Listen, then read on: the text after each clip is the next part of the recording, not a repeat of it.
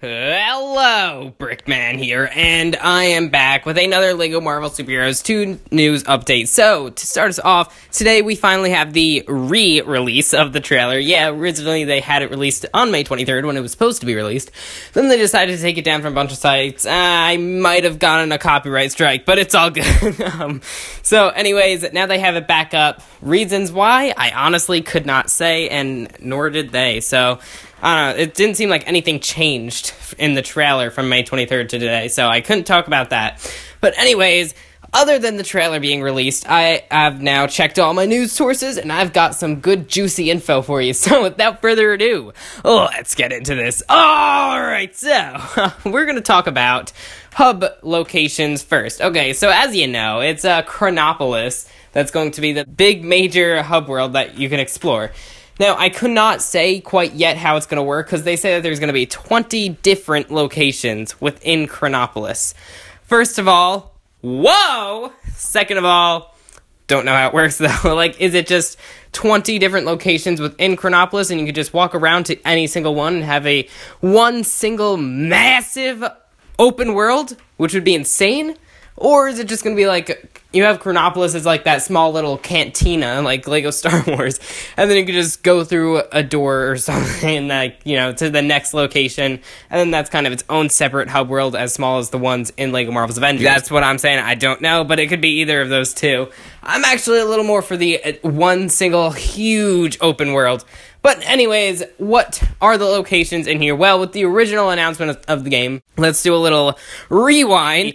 They already mentioned ancient Egypt, the Wild West. You got Sakar and New York City back in 2099. So that's all good and stuff, but now there's even more. Back in the trailer analysis I did for the game, even though that trailer was technically unreleased and I was doing some illegal activity, I mentioned also Planet Hulk was mentioned on the Amazon description, so that's definitely potential. Other than that, next we've got Wakanda, grand home of Black Panther. That's great, of course. Finally get an open world for that. Been waiting for that one, you know? And then we've got Atlan, not the DC character from, like, Aquaman comics, but it's actually the home of the Inhumans. Whoa! Does that confirm Inhumans? Most likely, I'm gonna say yeah. I mean, why have a whole hub world for Inhumans? Their characters aren't going to be in the game. Previously, we've gotten Crystal and Black Bolt, and not to mention the TV series is coming out this year, so you'd think they want to promote that a little bit, wouldn't you now? So, I'd say that is very likely indeed. Next one, there was the home of the Celestials, so that's a lot of Celestial characters you could get in there as well. That's all good and all. So that's Holla. Holla! Holla to my Holla. Okay, sorry, that was bad. I should just move on. Anyways, then we also have Medieval England, which was seen in the trailer, kind of, just like a nice miniature brick-built one. And that could also possibly confirm other characters as well, such as, say, Spider-Man from back in 1602. That would be a pretty cool character, you know? And actually, that leads me to my next point. Their emphasis on variations in characters.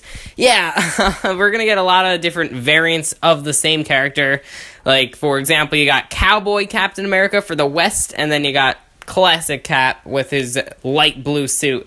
Now, basically a bunch of superheroes from different timelines, and really they're going more deep into the history of Marvel Comics in general, in a way, aren't they now?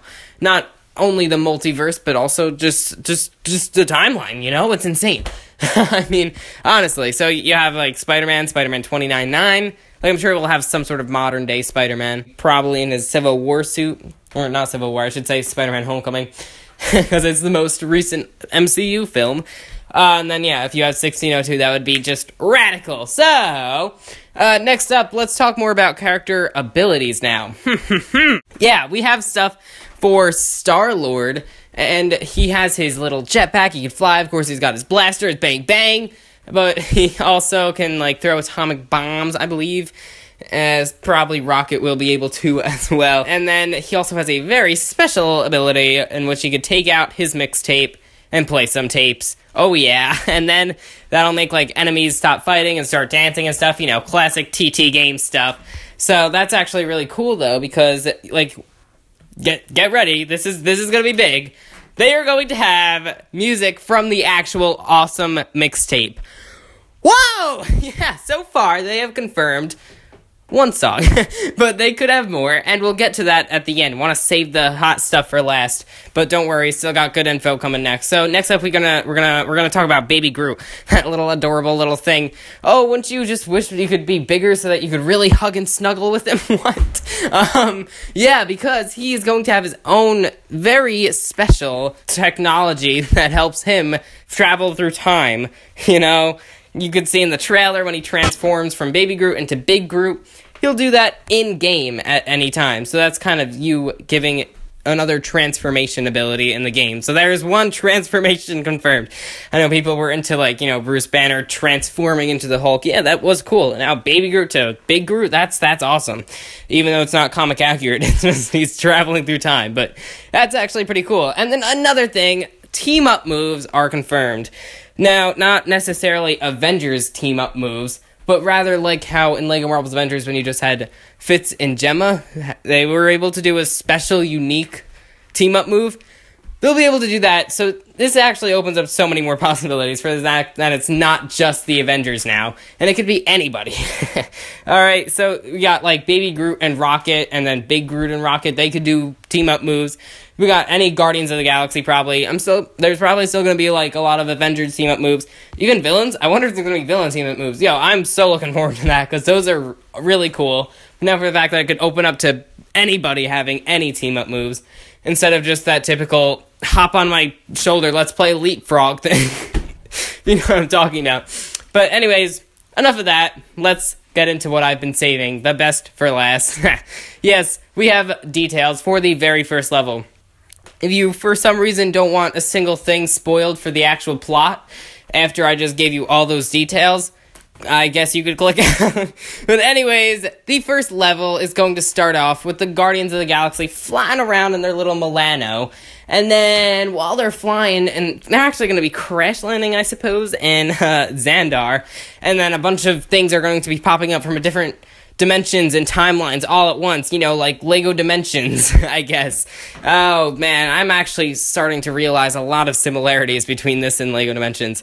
Like, I remember I originally mentioned that in the announcement of the game, but now I'm really thinking about it even more. Like, yeah, man, this is just Marvel Dimensions. But anyways, just ignore that. It's its own unique game, okay? It's better than Lego Dimensions, that's for sure. Oh, okay, so you're going to have a bunch of stuff popping up around them, and they're going to crash land on Xandar, and in that time, I guess, while you're crashing, it's a little confusing so far, a little foggy on the details, but you're going to be playing inside the Milano spaceship, and it's kind of like, you know, your little typical, here's a Lego game, learn how to play it, if you still need, I don't know, you just, you know, they're pretty simple, but anyways, it's just the very beginning, and then you crash, and then I guess King the Conqueror comes.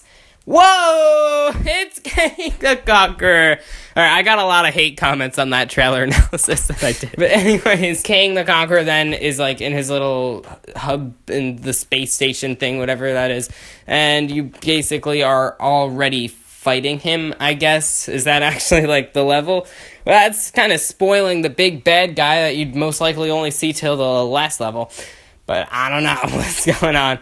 But anyways, then the Guardians of the Galaxy go to their greeting on Earth, which, if you should know, was the very ending of LEGO Marvel Superheroes, the first game. So it is a direct continuement. I guess the first level is kind of like a prequel, explaining maybe why the Guardians of the Galaxy couldn't come help fight Galactus. That's an interesting little storyline to follow. So, why not? Oh, did I forget to mention? Yes. While the Milano spaceship is flying in the very first moment of LEGO Marvel Superheroes 2, this is the big one.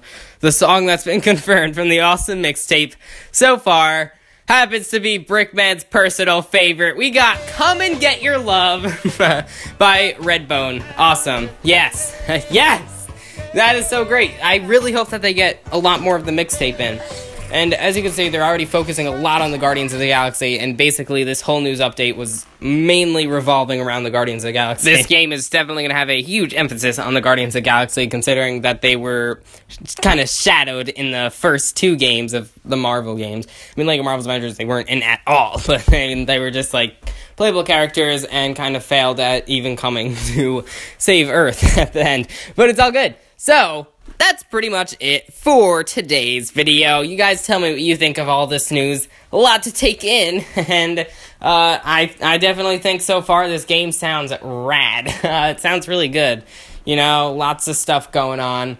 Can't wait for more big character reveals, and still waiting on that X-Men and Fantastic Four, as I know many of you are. I'm just gonna say this, it's possible, it's not like any licenses should be restricting them, though things get a little weird if they were to actually have MCU content. Say they had, like, bonus levels for the MCU, you couldn't exactly then maybe have X-Men and Fantastic Four. Hard to say. I mean, they can, though, because Fox just owns the rights for their movies, and then you could actually put them in any products that you want for Marvel in general, and video games that would include, so they can be in it, but will they?